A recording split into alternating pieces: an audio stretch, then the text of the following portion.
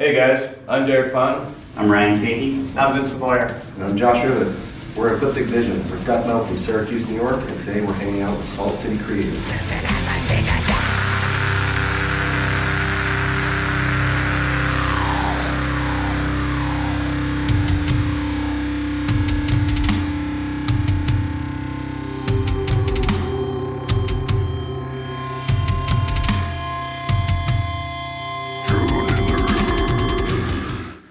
Well, I suppose you should start this part since it definitely kind of begins with you. Yeah, the band started back in probably 2010 with me just kind of kicking some riffs around. I started laying some stuff down on the computer, and my lifelong buddy Derek lived down in Myrtle Beach, and we played guitar back in the day, so I would send him some riffs and kind of let him pick it apart and kind of see what he thought of them, and he would lay a little bit of his own originality on it bass-wise and kind of send it back to me. So really at first it started out as like an online kind of a project, really. Hoping that one day we would get to put it on stage, but at first just pretty much kicking riffs around, back in the day, and it started like that. Yeah, what kind of made the first album really come together was finding Josh online. We found him on YouTube doing Amon Amarth covers, and he's pretty impressive. He didn't have any amplification or anything, and he did pretty well. So we contacted him, and he wrote, I think Blood Totem was one of his first songs he wrote, and it just kind of captivated us. So that was kind of it. We were off and running. We actually contracted Kevin Taylor from bands like Doth and Dying Fetus to do the drums for the very first CD, and we just we did an online project together. I moved back to New York in 2012, I believe, and that's when it kind of all really started to run off a little bit faster. Josh started coming up, we practiced live, and then we met Vinny, and the rest is history. Vinny's really been a big part of this band since he's gotten in here, helping bring this to be a real thing that we can bring out to people and enjoy jamming with everybody in Central New York, really.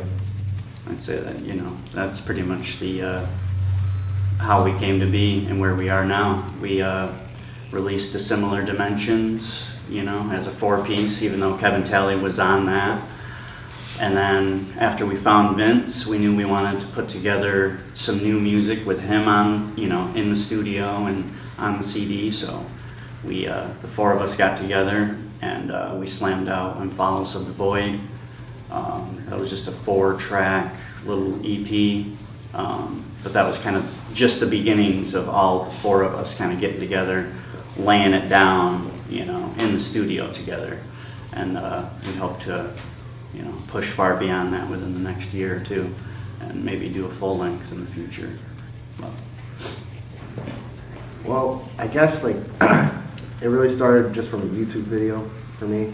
I created an online portfolio of me just covering songs, so I figured that was the best way for me to demonstrate that I was serious.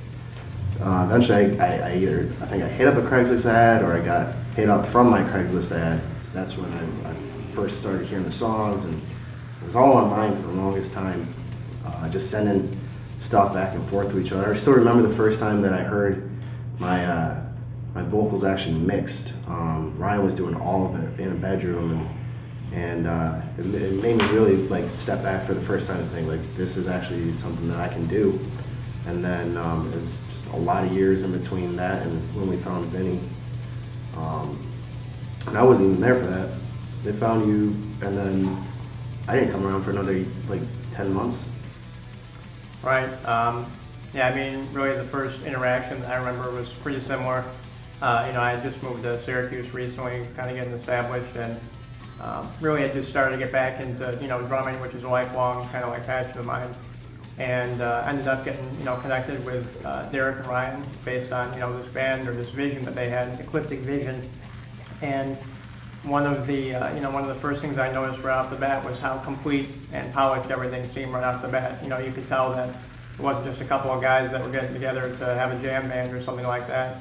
They had a very direct approach and vision, no pun intended, of what they, were trying to achieve, I guess. And, so that's what kind of attracted me to it in the first place. And, as I said, we started to gel and develop that chemistry as far as playing live together. And really, it kind of just took off from there. I think the four of us really over the past 2 years have developed that chemistry between one another. And something that's even more rare, I think, not even just for a local band, but for a band in general, is to have all four guys, every member on the same page, working towards the same goal and kind of pushing forward with the same intensity, which isn't too hard to strike at first, it seems like.